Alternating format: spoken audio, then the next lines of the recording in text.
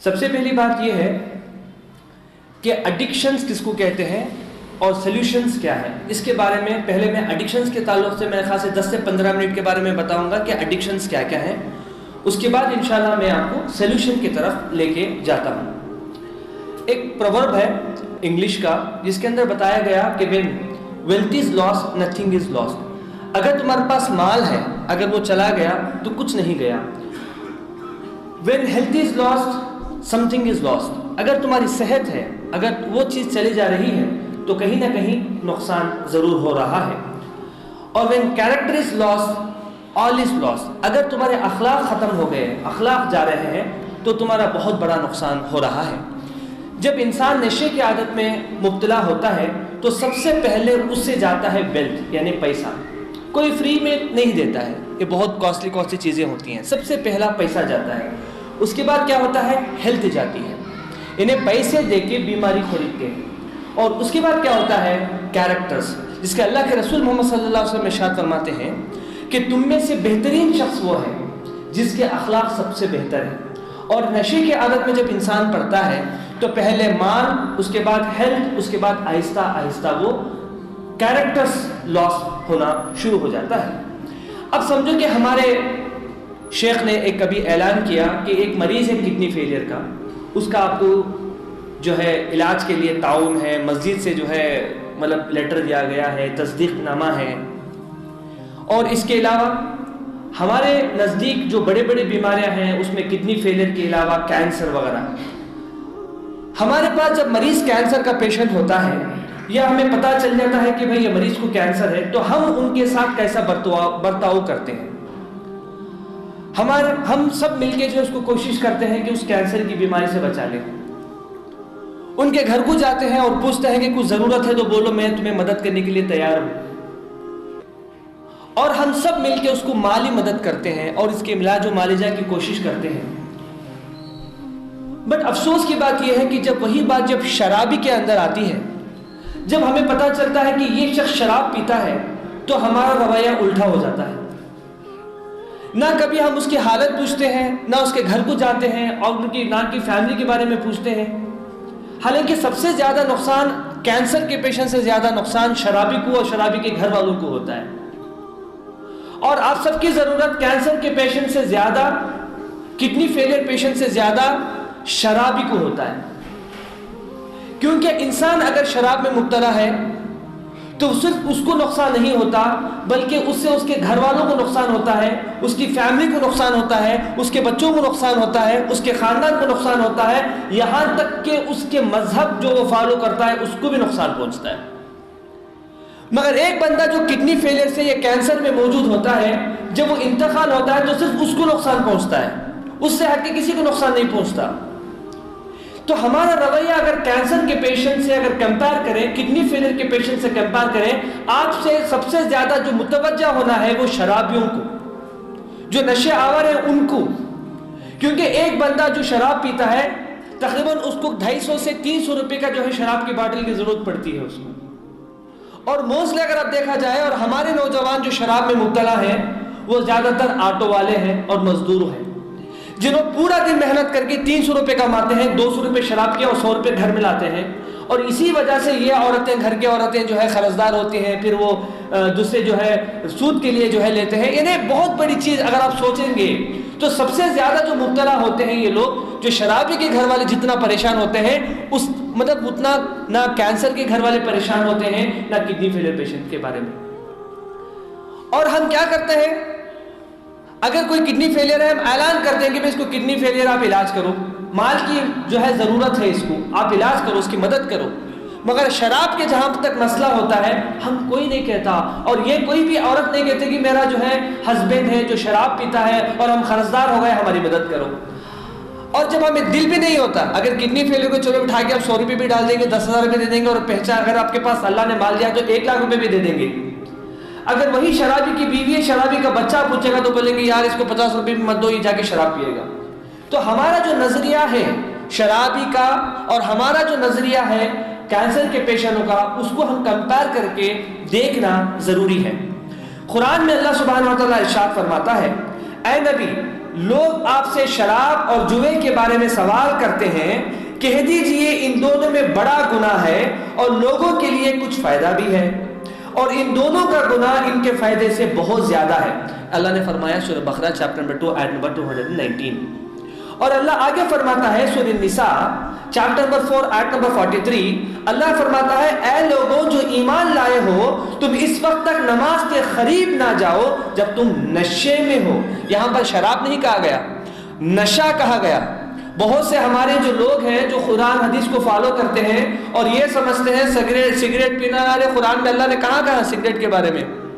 جو لوگ بڑے بڑے جو ہے اپنے جو ہے اسلام کو فالو کرنے کی دعویٰ کرتے ہیں، میں آگے بتاتا ہوں کہ نشے میں کیا کیا چیزیں آتے ہیں۔ یہاں اللہ فرماتا ہے اے لوگوں جو ایمان لائے ہو، تم اس وقت تک نماز کے قریب نہ جاؤ جب تم نشے میں ہو، یہاں تک کہ تم سمجھنے لگو جو کچھ تم کہتے ہو۔ ناپاکی کی حالت نماز کے قریب نہ جاؤ یہاں تک کہ تم غسل نہ کرو۔ قرآن کی لمبی آیت ہے، بعد میں آپ اس کو پڑھیے۔ سورہ بقرہ ہو گیا چیپٹر نمبر 2، اس کے بعد کا اسٹیپ دیکھیے سورہ نساء۔ اس کے بعد اللہ فرماتا ہے سورہ مائدہ کے اندر اے لوگوں جو ایمان لائے ہو، بے شک شراب، جوا، آستانے، فال نکالنا، تیر سب گندے کام ہے اور شیطان کے عمل ہے، لہٰذا تم اس سے بچتے رہو تاکہ تم فلاح پاؤ، یعنی کامیاب پاؤ۔ اگر یہ چیز تمہارے اندر موجود ہے، شراب تمہارے اندر موجود ہے اور جو ہے فال نکالنا اور جو ہے یہ ساری چیزیں، تو اس کا مطلب تم فلاح نہیں پاؤ گے، ہو ہی نہیں سکتا کہ تم فلاح پاؤ۔ اس کا مطلب یہ ہے، اور ایسے نہیں کہ نماز کے قریب نہ جاؤ، اس کا مطلب یہ نہیں کہ تم شراب پیتے رہو نماز کے قریب نہ ہو، ایسا نہیں ہے، بلکہ تم شراب مت پیو۔ انڈائریکٹلی کہنا یہ ہے۔ بہت سے لوگ ہمارے مسلمان کہتے ہیں اللہ نے خود ہمیں پرمیشن دیا ہے جو لوگ شراب پیتے ہیں ان کو نماز کے پہ نہیں آنے کا۔ دیکھو یہ جو ہے قرآن کی آیت کو مس کوٹ کر کے اور جو ہے نہیں سمجھنے، اور اس کے علاوہ بہت سے حدیثیں ہیں جو آج میں یہاں پر پیش نہیں کروں گا، بہت سے حدیثیں ہیں جو آپ کو پتا بھی ہے جس میں اللہ کے رسول محمد صلی اللہ علیہ وسلم نے جو لوگ نشے کے حالت میں ہوتے ہیں، جو شراب کے حالت میں ہیں، اس کے بارے میں ڈیٹیل سے فرمایا ہے۔ اللہ کے رسول محمد صلی اللہ علیہ وسلم فرماتے ہیں کہ جو شخص شراب بناتا ہے، جو شخص شراب بیچتا ہے، جو شخص شراب پیتا ہے، جو لوگ اس کا حساب و کتاب لکھتا ہے، سارے کے سارے جہنم کو جانے والے ہیں، سارے کے سارے۔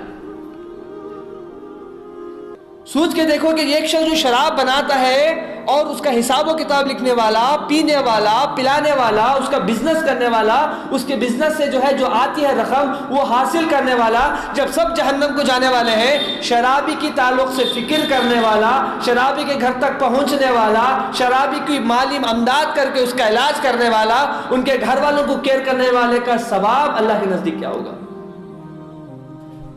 اللہ کے رسول محمد صلی اللہ علیہ وسلم فرماتے ہیں، طویل حدیث ہے ترمذی کی، اس میں الگ سے فرماتے ہیں وہ شخص جنت کی ہوا بھی نہیں سن سکتا